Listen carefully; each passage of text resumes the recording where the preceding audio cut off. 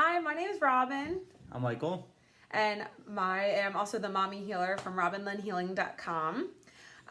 We're here today. We're going to start this show. We decided that we really felt like we could help people talking about raising highly sensitive children totally unscripted. So we're just going to pick a topic each week, Week. okay, and then we're just going to talk about it. Well, let's pick a topic. So the topic today is how we knew our children were highly sensitive. Like, what were the signs? What were the symbols? What were the, I hate saying symptoms, but what were the, what let us know? How did we know? So I will let you go first. All right. Well, I would have to say we first probably noticed that our first child was highly sensitive when he would cover his ears a lot. Mm-hmm. And didn't like the loud noises, didn't like any sort of, social confrontations, things like that. And like anyone. No, anybody. And like anybody. The speech delays too. Yeah, he didn't talk till 4. Yeah. And we had to go through early intervention. So that's where it got a little confusing for us because we were introduced to a whole world of things that we didn't, like speech therapy. Like, I think he did behavioral therapy through early intervention, physical therapy, occupational therapy. So we were introduced to a whole world of things, so these are oftentimes parents, they get introduced to early intervention, but usually the next step that doctors recommend are evaluations, or they tell you to wait, by the way, which is what they did with Braden. Yeah, our 7 middle. years old, they told us. Yeah, that they couldn't get him in an auditory processing eval, but I digress. So how did you know, what was the difference for you as a dad, like as a parent? Like, how did you know it was highly sensitive and not, because this is the one question and the one gray area that gets addressed a lot is how you know it's highly sensitive and not autism or sensory processing disorder or ADD. There's just so many gray areas. So how did you know? Everyone titles it. The titles, the labels. Yes. All the labels. But how did you know? How did you know that it wasn't something medical? I have an answer for this, but something medical, and it was something gray. WebMD. No, not WebMD. Don't check out WebMD. They were totally wrong. No, I'm asking you. Oh. I'm asking you. I don't know, his mannerisms, the way he would, go about things, how he would... But what to you... Which child are we talking about? All of them. Well, our first child falls under the autism scale.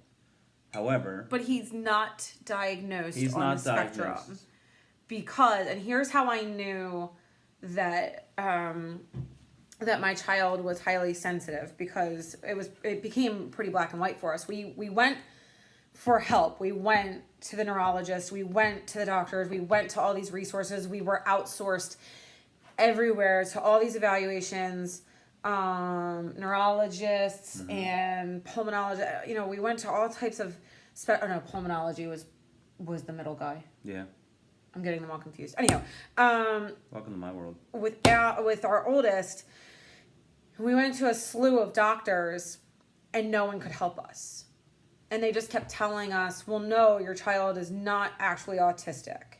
But he had symptoms. Again, I hate saying symptoms. They're not symptoms. In other words, what happened was, because they took Asperger's off the list of autism, they wouldn't diagnose him. But they said he has Asperger's. Right, but we're talking about highly. Do you know what high sensitivity is? It's when you're empathically. Maybe this is a. Let's define this. Let's. So I'm ahead. not even. I'm not. Well, I'm you're not the sure. specialist. Don't give. I'll But give that's them the the wrong point. answer. That's why I want to like share, because nobody. We don't know. I didn't know. Like I didn't know until someone told me that it wasn't. Also, that highly sensitive people are Yeah. wired with a sensitive neurology, and usually it's the sensory triggers.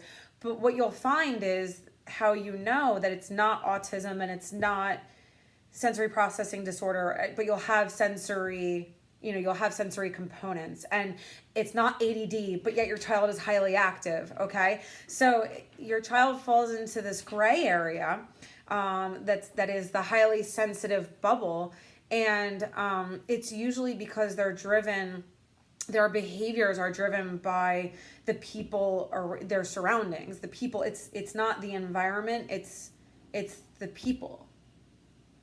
Right? Like, so like one of the things that we learned together is like, if you come home, if you've had a bad day at work and all of a sudden our children start acting up, right? It's because they feel you, right? So that's kind of what we're talking about here is like, I agree. so I agree. Dads and moms, don't believe the hype. If they tell you your child is highly sensitive, it does not mean they're going to cry every time something happens.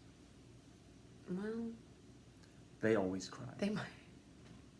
no matter what. No, but it's not. But that's not a bad thing. No. It's not a bad thing.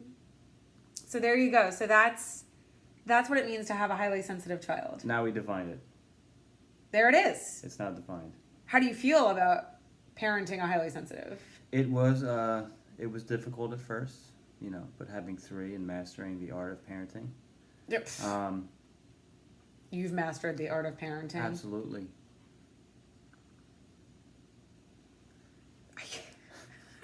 I can't. It's difficult. My husband has mastered the art. Maybe you should give my classes. I'm wearing a moose shirt. Do you think I should be wearing this shirt and teaching a class about this? I don't know. I am. We kind of are. So, I think that if you can identify what is yours.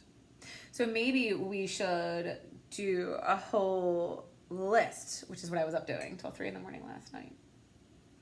Making a list of all the highly sensitive qualities.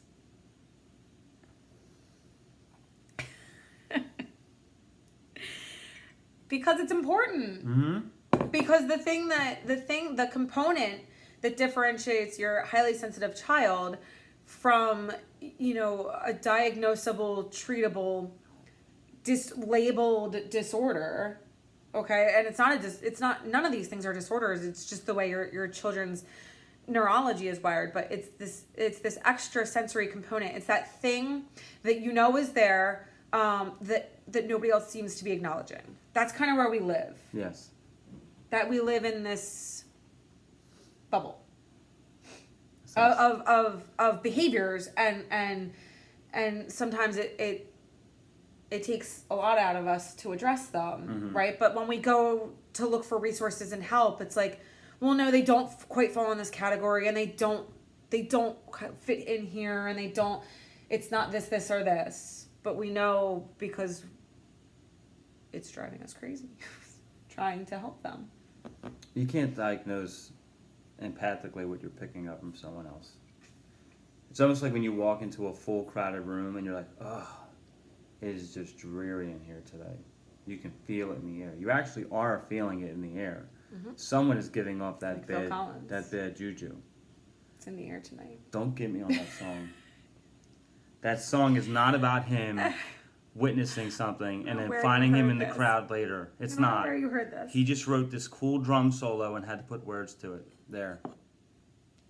Wikipedia. I feel so bad that you believed that for so long. Anyway. So mad. Oh God, I can't. I have no idea where you got that story. Don't say VH1, because it's not true.